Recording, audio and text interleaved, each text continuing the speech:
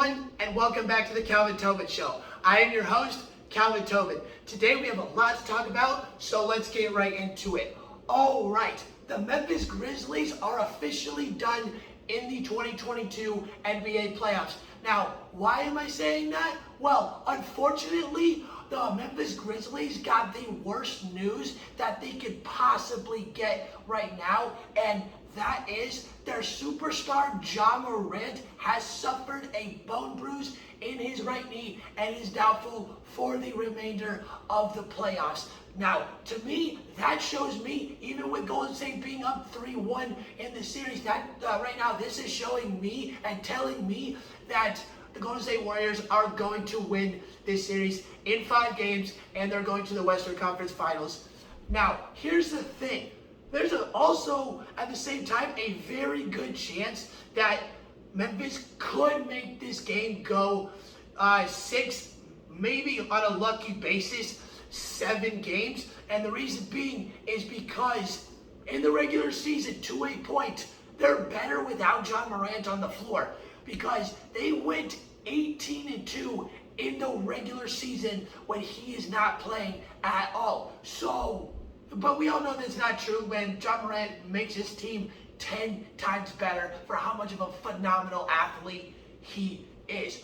But there's a very good chance that they can get 1 game out of this, but it'll be pure luck for them because Golden State's too good against them if this thing goes 7 games. But you never know, because Denver had 2 straight series of coming back down from 3-1 and winning the series. So who knows what Memphis could pull off? They could pull off something like that, and but we'll never know until it happens. Now, as for Ja Morant, he had one hell of a season. Most improved player from 19 to 27 points a game, upgrading his assists, upgrading his defense, and everything he is about his game. And he had one hell of a year. He brought Memphis out of the ditch. Last year they went from 41-38 to 56-26. They got an extra 15 games. And besides, 56 wins is one hell of a season, especially for Memphis, because we haven't seen them be that good in such a long time until Ja Morant came along. Ja Morant is going to have one exciting and dominating career, and I can't wait to see his greatness unfold. Now, speaking of greatness, the GOAT Tom Brady has just signed the contract with Fox Sports for 10 years, earning to $375 million. GOAT doing GOAT things per usual.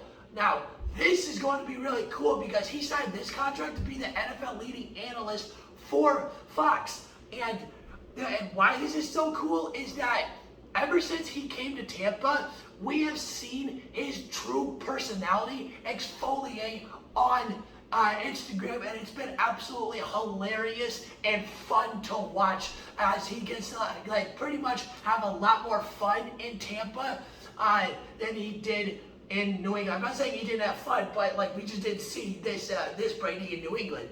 But him being an NFL leading analyst, this broadcasting NFL is about to get a whole lot more fun and entertaining to watch, because we got Monday Night with Peyton and Eli. We got also as a reporter for Drew Brees, and now we're about to get Tom Brady as an NFL leading analyst. Ooh, this is about to get real fun to watch football now, because these guys are some of the greatest players to play the game. These are GOATs that are talking with the game. These aren't actual announcers, what we're used to hearing. These are legends where they know the game inside and out, and especially Brady, because he's been in the league practically the longest out of anyone in NFL history. But based on season, he's going to get to his 23rd, but the most is 26 by George Blandon though. But unless Brady decides to go 26 seasons, I won't be surprised if he did, because he looks like he could play till he's 60. But with Brady, this is going to be very interesting to watch because I want to see this guy talk football because we're used to seeing him talk his brand, talk about his own team. Now, what are we going to see when he's broadcasting Monday night, Thursday night, Sunday night football? This is going to be epic. This is going to be very fun to watch. Now, speaking of fun to watch, Curry continues to be the greatest shooter on the planet and will never stop and just makes it look so effortless as he has now achieved another three-point accolade, and it's in the postseason as he is in first place all time with the most threes. Not shocking there. But right now, he just became the first player in NBA history to get 500 made threes in the postseason. Steph Curry is absolutely ridiculous, and anybody can go on about this forever for how great of a shooter this guy is. But to put up numbers like this is something like truly special to watch. Like you got, like some people don't understand how truly special it is right now to be watching Curry and how unbelievably great he is at shooting the ball. Like he's about, like just with making threes, he's about to, or like he's going to, by the end of his career, have a three-point record in the postseason and the regular season that's going to be so far out there, it actually will be unbreakable. Like, you got Wayne Gretzky with 2,857 points in his career. No one's touching that. You got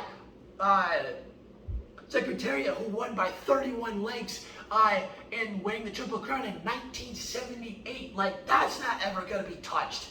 Like, it's crazy what Steph Curry has done for the game and how much he has revolutionized this game. And like he's going to have like 4,500 to 5,000 threes by the end of his career and have like maybe around 785 to 850 threes in the playoffs. Maybe I might be over exaggerating on that one, but who knows, because he is in his 13th year right now, and he's just been always been in the playoffs year in and year out, except for last year when everybody was injured on the Warriors, and that was practically not a team, and they ended up being the worst team that year.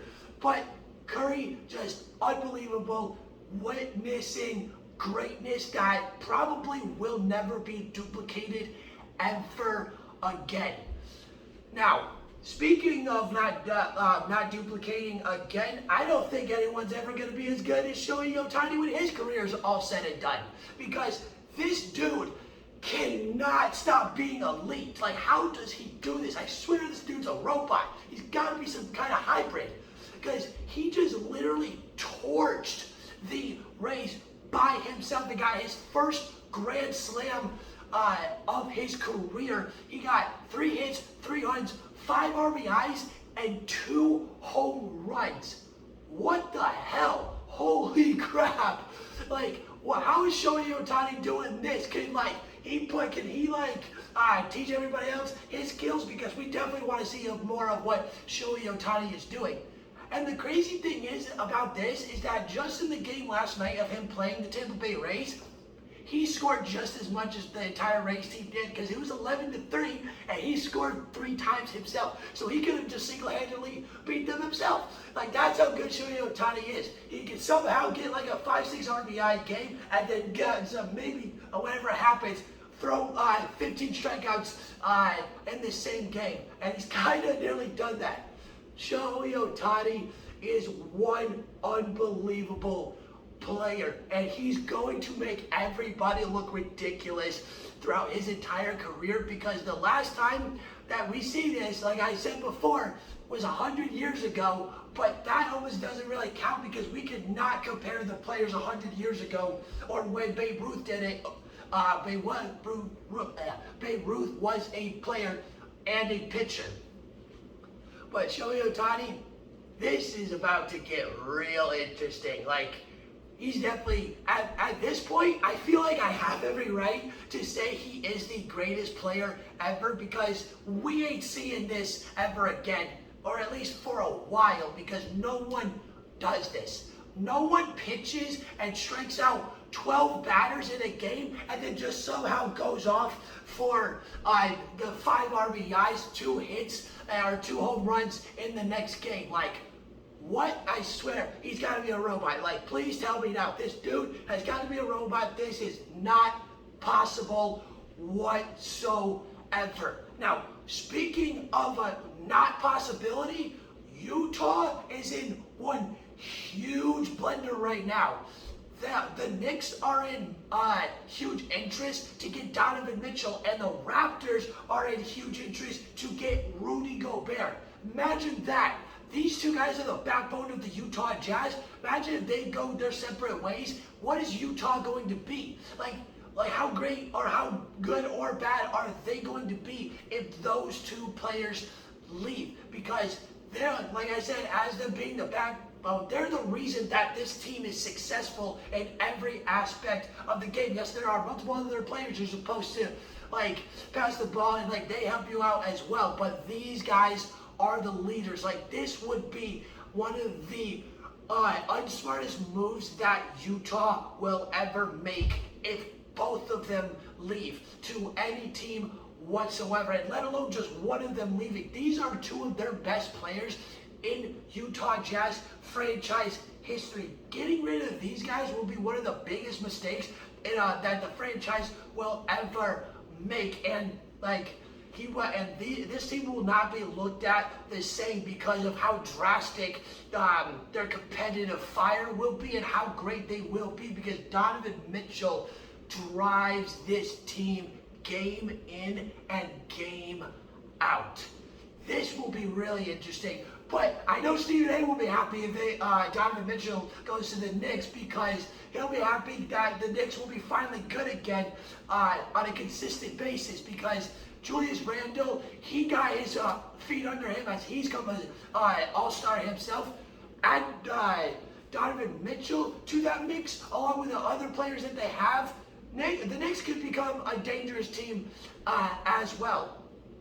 Toronto, for Rudy Gobert, at least they are going to get a superstar on a defensive level. But if they're looking for an offensive game, Rudy Gobert is not the dude to go to. He's just a 10 to 12 point dude, but he's barely also, he is a couple-time defensive player of the year, but there are so many players now that can drive past him so easily. And based on on those 2 years of him winning the Defensive Player of the Year, bit controversial on like he should have won it because of his numbers and like how much impact, because he duplicates his numbers all the time, but we want to see something new and different and pretty much more elite than what he's been doing, but he's just duplicating his numbers over and over and over. He's not really that much of a difference maker on offense, really, but it's mostly just defense. Like, but if you want all around, Rudy Gobert to a point is not the guy at all to get to trade for if you want an all-around player, because Rudy Gobert is just defense, all defense, and that's pretty much it. Now, last but not least, we got Monty Williams as won Coach of the Year, which is totally deserving, as Chris Paul and him have helped the Phoenix Suns get a franchise record of 64 wins and being the only team that got 60 wins this year. Monty Williams is an unbelievable coach, and Chris Paul, the Phoenix Suns, is his team. Yes, he's been on the Rockets, the Hornets, the Clippers, yes, but his team is actually the Phoenix Suns. This is his team, and this is his best shot. Like, I thought like last year was his best shot because like I didn't think he was going to get to the NBA Finals because Chris Paul is aging, and like when you age, not a lot of people or very few players are like LeBron, where you can look like a superstar in year 19, potentially year 20, which is not going to be a surprise. But Monty Williams with Chris Paul, this is the team that could potentially win the finals, and then Chris Paul's legacy goes way up. And trust me, we're all waiting to see if Chris Paul can get this chip. And I think Monty Williams can help this team get there as long as they got their three guys. DeAndre Ayton, Devin Booker, and Chris Paul. As long as those three guys are healthy, this is the most dangerous team in the league, and they have a high-end shot on being able to win the NBA Finals this year. We just got to see how it's going to play out and see what's going to happen. All right, that's the end of the Calvin Tobin Show. Please subscribe to me at Calvin Tobin Show so you don't miss out on any sports media whatsoever. And please follow me on Instagram at Calvin Tobin Show so you don't miss out on any sports news whatsoever. And I'm out.